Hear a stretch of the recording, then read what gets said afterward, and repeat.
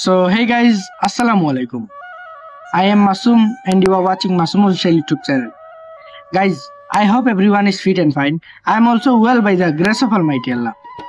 Guys, অনেকেই আমরা দেখতে পারতেছি সোশ্যাল মিডিয়ার মধ্যে যে পাহাড়ি মানুষের নাম দিয়ে কিছু শপ, কিছু টি স্টল বা কিছু রেস্টুরেন্ট বা কিছু কাপড়ের দোকান পাহাড়ি মানুষের নাম ইউজ করে কিছু মানুষ রিপ্রেজেন্ট হওয়ার চেষ্টা করতেছে।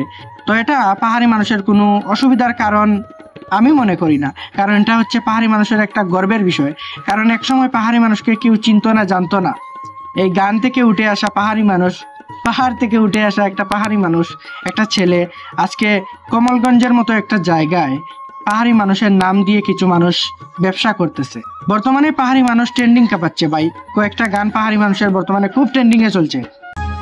রূপের বড়াই কইরো না, একদিন ওই রূপ থাকবো না দেখতে আমি। বিশেষ করে আমাদের কৈলাস শহর, আমাদের ত্রিপুরা এবং আমাদের আসামে, ইন্ডিয়ার মধ্যে অনেকটা জায়গায় এবং কলকাতায় বিশেষ করে পাহাড়ি মানুষের গানগুলা শোনা যাইতেছে। ভালোবাসা অর্জন করেছে আমাদের কৈলাস শহর থেকে।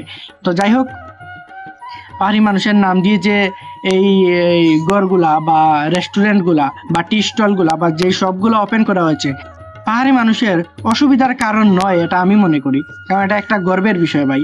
তো আমি একটা টি স্টল বা একটা রেস্টুরেন্ট আমি আপনাদের কাছে রিপ্রেজেন্ট করতে যাচ্ছি আজকে। তো দেখতে পাচ্ছ তোমরা, এটা হচ্ছে রেস্টুরেন্ট, অনেক সুন্দর হয়েছে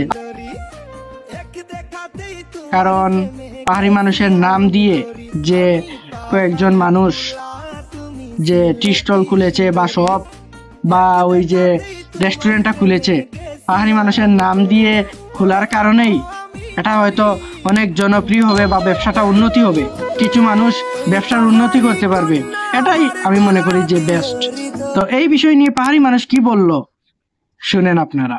গাইস, আমি পাহাড়ি মানুষ আপনাদের সবাইকে একটি কথা আজ ক্লিয়ার করব। আপনারা সবাই যাচ্ছেন কোনো জায়গায় আমার সন্ধানে, গিয়ে আমাকে পাচ্ছেন না। দেখতেছেন পাহাড়ি ঘর, পাহাড়ি রেস্তোরাঁ, পাহাড়ি অনেক ধরনের বিভিন্ন দোকানের মধ্যে যাচ্ছেন, আমার নাম দিয়ে দোকান করা হয়েছে। তো আমি আপনাদের সবাইকে বলবো, এগুলো আমার নয়, এগুলো মানুষ আমার নাম দিয়ে ওপেন করছে। এখানে গেলে আমাকে পাবে না। আমি খুবই বিভ্রান্তির মধ্যে পড়ছি। মানুষ যেই জায়গায় যাই বলে আপনার নতুন চায়ের ঘর, নতুন পাহাড়ি মালাই ঘর, হ্যান ত্যান কেমন চলতেছে। আসলে এগুলো আমার নাম দিয়ে এগুলো ওপেন করা হয়েছে। তো আমি চাইলে লিগেলি অ্যাকশন নিতে পারি এগুলোর বিরুদ্ধে, কিন্তু আমি কখনো নিব না। কিসের জন্য? এটা আমার কমলগঞ্জের গর্ব যে পাহাড়ি মানুষের নাম দিয়ে বা কেউ একটা রেস্টুরেন্ট বা কেউ একটা মল বা কেউ একটা দোকান খুলছে, এইটা আমি গর্ব করি, এটা আমাদের কমলগঞ্জের। তো এইটাই বলবো, আমার নাম দিয়ে যা করার করেন, তাতে কোনো আপত্তি নাই। বাস একটা কথাই বলবো, এইটা কিন্তু আমার না, আমার দর্শকদের জন্য এই ভিডিওটা।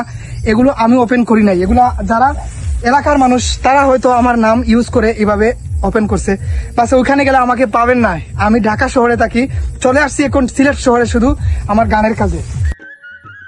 তো যাই হোক, পাহাড়ি মানুষ নিজেই বলে দিয়েছে যে কোনো অসুবিধা নেই, যে যাই করুক না কেন অসুবিধা নেই।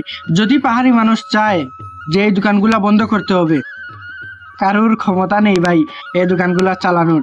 কারণ পাহাড়ি মানুষের এই যে নামটা আছে, এই নামটার কারণে এই রেস্টুরেন্টগুলো চালাতে পারবে না। তো এই বিষয়ে কথা না বললেই হয়, কারণ পাহাড়ি মানুষ বলে দিয়েছে যে কোনো অসুবিধা নেই যদি রেস্টুরেন্ট খোলা হয় বা পাহাড়ি মানুষের নাম দিয়ে ব্যবসা করা হয়।